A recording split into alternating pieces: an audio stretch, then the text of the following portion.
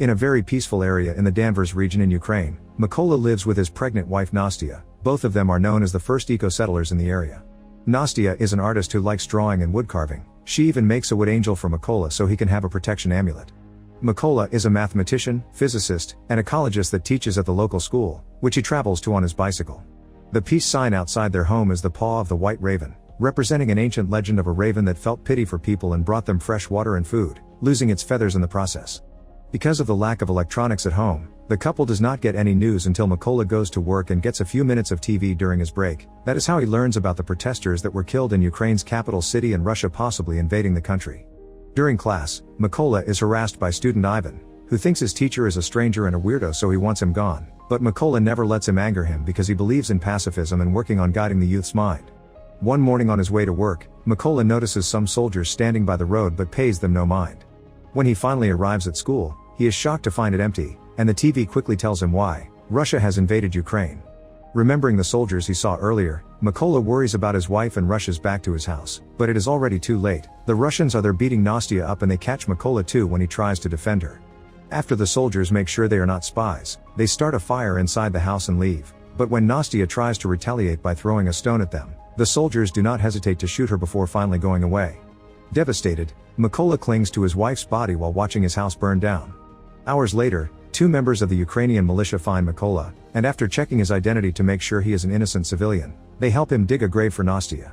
Then they take him away with them to their base, although before leaving Mykola makes sure to take the wood angel with him as the last memory of his wife.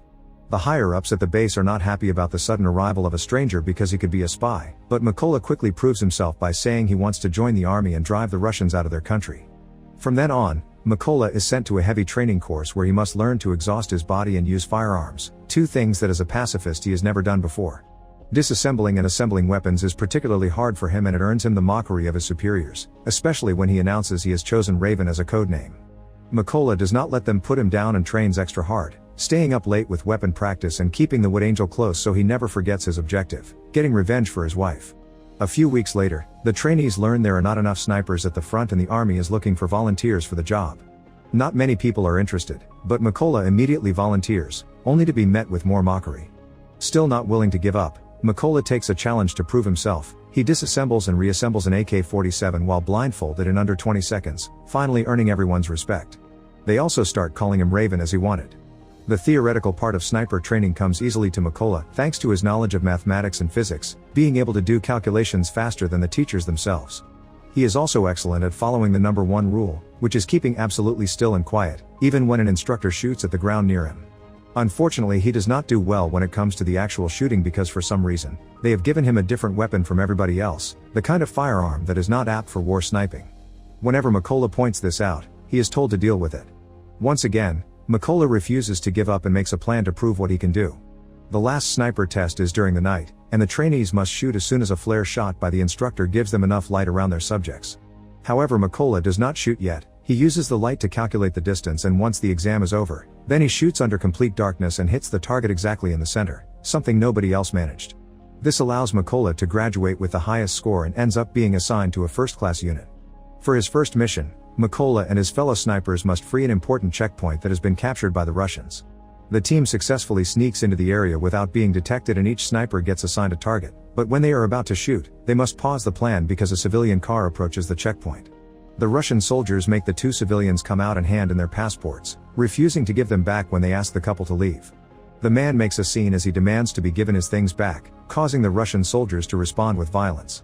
Mykola's team notices this and immediately attacks, killing every soldier with quick efficient shots, including the guy that tries to hold the civilian woman hostage. Once the mission is over, the team hangs the Ukrainian flag to retake control of the checkpoint. When they return to base, Mykola hears his fellow newbies have left on a different mission, so he uses this moment of downtime to visit the school he used to work at, finding himself deeply moved by the desolate sight of the dusty classrooms. The next day, when the other team comes back, Mykola is hit by the hardest of news. One of his friends has died at the hands of an enemy sniper. This adds to the list of reasons why Mykola wants to get revenge. For the next mission, Mykola's team hides a bunch of explosives on trees behind leaves before they hide in the grass while waiting for their enemy to show up. When the Russian soldiers appear in the forest as reports had anticipated, Mykola hesitates to shoot because he sees something he cannot believe. Ivan has joined the Russian army and is coming this way with the rest of their enemies. He snaps out of it when the captain orders him to shoot, and Mykola hits the detonator, killing every Russian soldier including Ivan. When the captain asks him what was all about and hears Mykola's explanation, he responds Ivan had made his choice. Later during a break, Mykola and the captain bond over their memories of home. The captain carries with him a picture of his family and explains he has an agreement with his wife not to tell his daughters the nature of his job, so they think he is away on a business trip. In return, Mykola shows him the wood angel, explaining it symbolizes his own family. A few days later, the Ukrainian forces manage to secure the trenches by the border, so the sniper team gets in position to wait for the Russian forces that are getting ready to invade this region. Keeping the angel with him at all times, Mykola gets ready to do his job, but he loses his usual calmness when he notices that among the arriving Russian soldiers he can see the man that killed his wife. Desperate for revenge, Mykola keeps asking for permission to shoot, and the captain turns him down every time because the enemy is not in the right position yet. Eventually Mykola gets tired of waiting and shoots anyway, hitting the soldier but also giving away their location to a hidden enemy sniper that immediately retaliates and kills the captain. As the Russians open fire on them, Mykola has to drag the captain's body through the field while dodging every bullet and every bomb. Hours later, when Mykola finally makes it back to the base, his superior promises there will be an investigation to find out the sniper that killed the captain, and when they finally find him, they will call Mykola to take care of him. Meanwhile, Mykola is overwhelmed with guilt and decides to throw himself into solo missions to make up for his mistake. His sniper skills are still on point and he manages to take down many Russian soldiers, but without anyone keeping him on his toes. He also gets too risky and ends up with a wounded arm caused by an enemy bullet. Mykola goes to a secret hideout to take time to recover and watch the news to get an update on the political status of the negotiations with Russia, but his break is interrupted by an important call. It turns out the army has found the location of the sniper that killed the captain, so Mykola needs to come back. Before the mission begins, the soldiers are told all the information that has been gathered so far. The sniper's bullets are wide-ranging, he has already killed 5 Ukrainian snipers and 3 machine gunners, and his name is Sari. To make matters worse, he records all his kills and posts the videos to demoralize them. He even had the nerve to post the recording of their captain's death. At least all these casualties have allowed them to pinpoint Sari's location, and since they cannot fill the place with mines because of a chlorine storage in the chemical plant where the enemy is hiding, they have come up with an alternate plan. Their snipers will take out the lower soldiers to clear the way in order for Mykola to sneak inside and get Sari face to face. When the mission begins, all the Ukrainian snipers get in position and wait for Mykola to get inside the building by crawling through the field. The first soldier he finds is the other man that had attacked his home and still remembers Mykola, saying he should have killed him the first time. After killing him with one quick and satisfying shot, Mykola gives his teammates the okay to attack, prompting all the Ukrainian snipers to fire at the same time and managing a sweep of the area without raising any alerts. There are only 2 Russian snipers left, including Sari. They do not notice there is something wrong until they stop receiving messages over the comms and go to check on their fellow soldiers, finding them all dead. While Mykola uses the chance to get deeper into the building unnoticed, Sari calls for backup and sends the other soldier to keep watch before he returns to his spot, where he is surprised to see a little wood angel. At that moment Mykola comes out, jumping on Sari to kill him with a knife while the other Russian soldier falls victim to a grenade that is waiting for him.